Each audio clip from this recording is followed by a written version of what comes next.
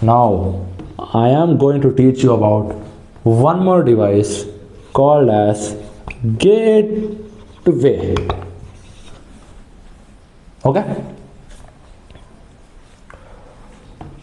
What are gateways? Gateways are also called as protocol converters. Gateways are also called as protocol converters. Bro, today for everyone, not everyone, whoever are using the router as the broadband LAN, the default gateway is router. Default gateway is router. Okay? Why these are known as protocol converters? In the last class, I explained you about bridge. Okay? So I told you, bridge connects multiple segments of a LAN. Okay? But the disadvantage was, these boards should operate on same protocol. I mean, if these are using IP, these should also use IP. Okay? Now, or if they are using, suppose, SMTP, Simple Mail Transfer Protocol, this also should use SMTP, Simple Mail Transfer Protocol. But now, what gateway? Even today, gateways are being used. Why? Let me tell you. So today what happened, in some older generation computers, right? Older generation computers, which are very important for today's information, okay? Older generation computers, these computers doesn't have simple mail transfer protocol as a protocol for sending emails, okay? These follow some X404, I don't know the exact name. These follow some older version of mail transfer protocol, some older mail transfer protocol. Okay, now if this LAN, the LAN sitting here, these are older generation laptops and these are newer generation computers. Okay, if these both want to speak to each other, if they use bridge, it will not work. Why? Bridge only supports two LANs or two LAN segments which operate on same protocol. Then the gateway comes in between. Gateway is responsible here to, if this device is sending the data, now as it is using the older generation simple mail transfer protocol, okay, this will actually modify the actual frame, actual data format which are supported by SMTP protocol here. Here non-SMTP, but here SMTP. So this device is actually responsible for modifying the data in such a way that this LAN can accept this data and carry out SMTP. Okay? These are nothing but gateways. Okay? Now, let me teach you about switch. Switch is also called as multi-port bridge. I told you what is bridge. Bridge is a device which actually connects multiple LAN segments together. But the main statement there is, bridge can filter data on the basis of MAC address. Right? Right? Okay. Now, why switch is called multi-port bridge? First of all, switch is a full duplex device. Nothing but if two devices want to speak with each other over a switch, they can speak and listen simultaneously. Okay, they need not wait. Only if I am listening, if you are speaking, I should not speak. It's nothing like that. Okay, it's a full duplex device. And switch can have 4, 8, 12, 16, 20, 24, 28, 32 ports. We have some more high amount of switches. Okay, some more high port switches, but these are basic. Okay, switch can have at most or at least 32, not at least it has 4 ports, but generally switch can have 32 ports also. Okay, one port for one device. Now the main part of switch is switch divides the collision domain. Divides the collision domain. How? I explained you. Hub is a device which is dumb device. Okay?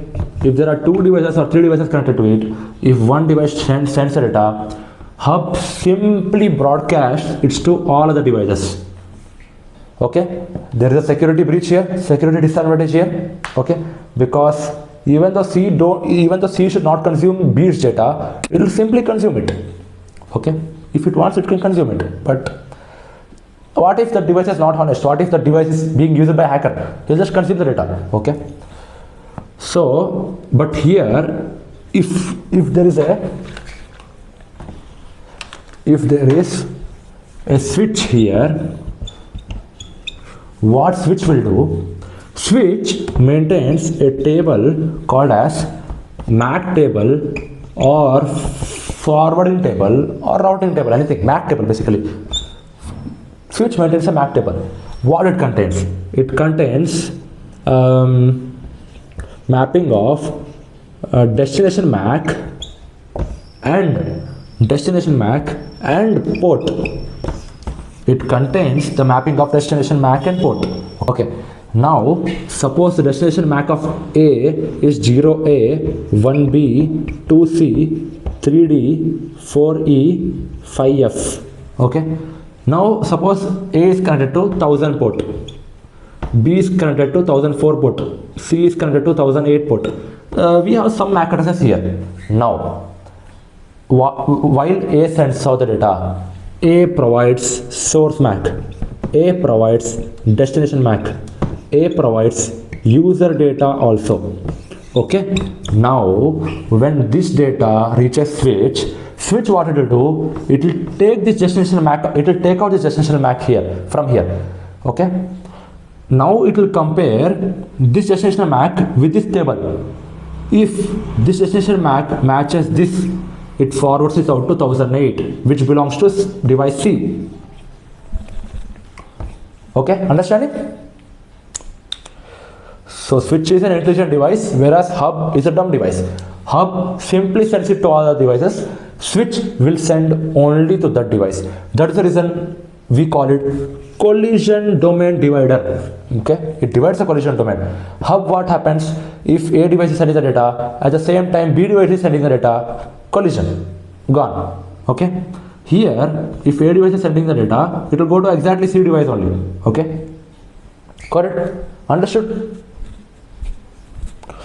Okay, collision domain is divided, but the broadcast domain is same. What is broadcast domain? Okay, what is broadcast domain? If a device sends out the data, it must send data to all the devices. Okay, that is what hub does. You can say that is what hub does. But yes, switch can also do that. How? Suppose we are sending an ARP request. ARP is nothing but address resolution protocol. Yes, the process of conversion of IP address to MAC address is known as ARP. Okay, process of converting an IP address to MAC address is known as ARP. Now, the very basic example of broadcast message is ARP request.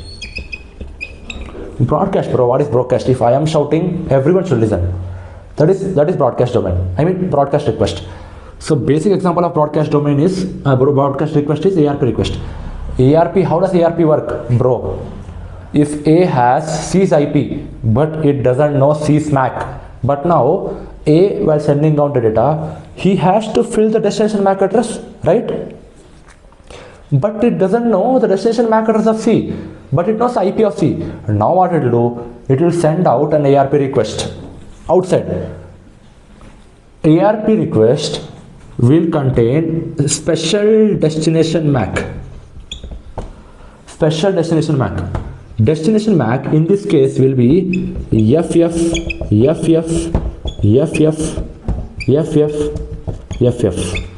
all 1 bits, here are nothing but destination MAC. Okay. Now, if switch reads that the destination MAC is this, then what switch does? It will simply broadcast that message to all the devices. Okay. It will simply send to all the devices. If it reads this destination MAC, if it reads another destination MAC, it will send only to that device. If not, it will send to all the devices. Okay. Now, it will say this will contain user data as who has 192.168.32.39. Who has this IP? Okay. Now the C will respond saying that okay, I have this IP. My MAC address is 1A, 2B, etc., etc. It will send it back to A. Okay. This is how an IP address is connected to MAC address. Okay. This is how ARP request. So I said broadcast domain remains same. Okay. It can send to all broadcast domain, but the collision domain device. How? If A wants to send to C, it can send A to C. But in hub, the collision domain is not divided. Hub simply sends out to all of the devices. Okay. Now, types of switches. Now, what are types of switches? First one.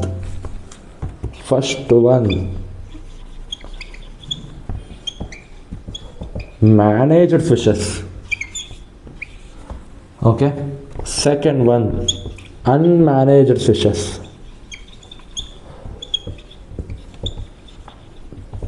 I forgot to tell you one more point. Switch is a data link layer device. Okay. Why? Because it has access to data. It has access to MAC address. That is the reason it's data link layer device. Okay. Now, what are managed switches?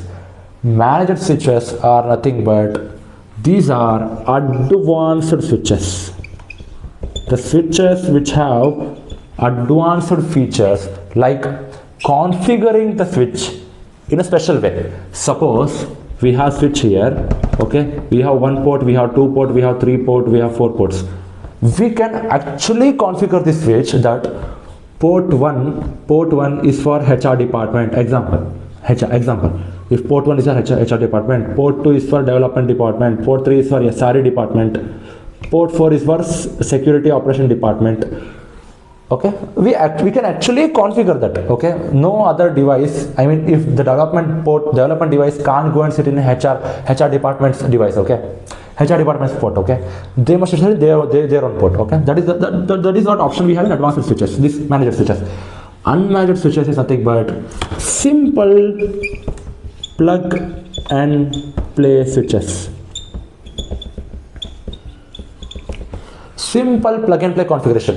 It's just like we have 2 ports, connect one device, connect one more device, connect third device, connect 4 device. I mean 4 ports, 1 device, 2 device, 3 device. Just basic switch. Okay. Unmanaged switches. Third, store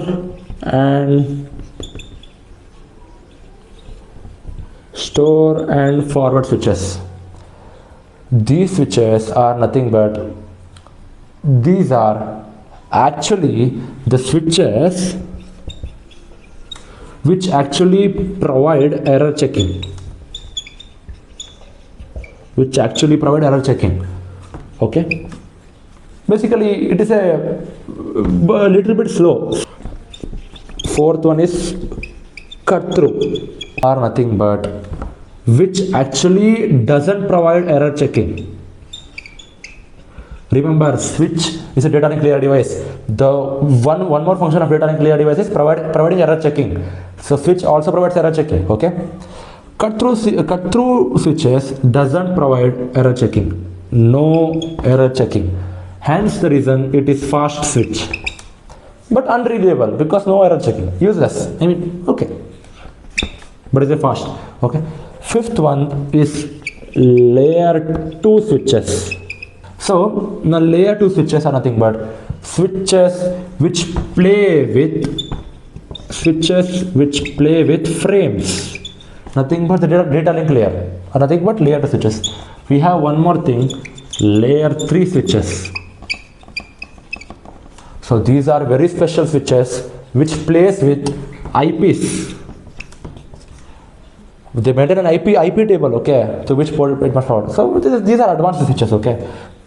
But not regularly use it today, but yes, in some advanced places, right, data centers, right, they use this. These are nothing but types of switches. Ashte. Okay.